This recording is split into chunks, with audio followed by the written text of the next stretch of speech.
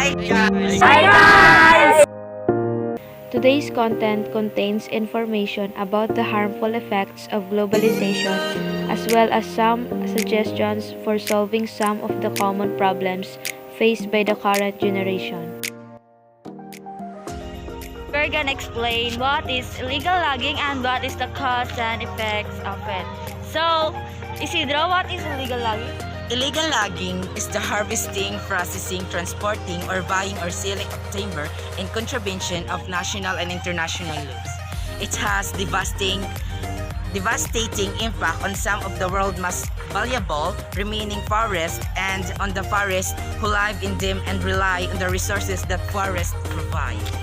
So, illegal logging has become almost the most serious and apparent threat to forest ecosystems at local, national, regional, and global level. Moreover, illegal logging is showed up mostly the second and the third world countries as well as the developed countries. So, the cause of illegal loggings are rural poverty and corruption.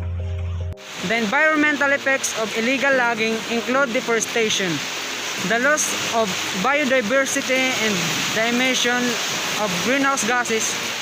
Illegal logging has contributed to conflicts with indigenous and local populations, violence, human rights abuses, corruption, funding of armed conflicts, and worsening of poverty.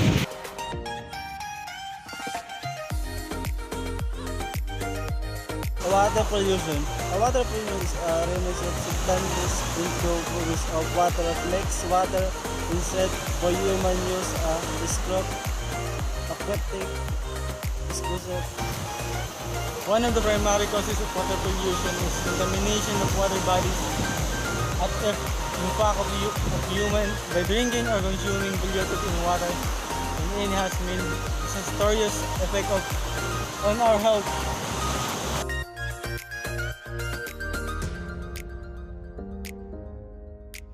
Did you know that big factory like this can cause global warming because it produces large amount of smoke? Global warming can affect our mother nature. For example, melting of ice in Antarctica that can result in rising of water that can sink land. For example, Indonesia in Jakarta. Example is piggery or babuyan. It can affect the human health and also can pollute air. So this is the last part of our vlog, and we will going to suggest or recommend some ways to lessen the negative effect of globalization.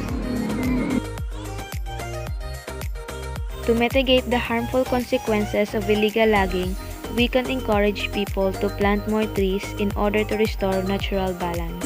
Suggestion or recommendations to lessen water pollution. First, conserve water. Second, dispose garbage properly. And the last, kapag ang mga tao ay nagkaroon ng disiplina sa sarili at responsable sa pagtapon ng basura.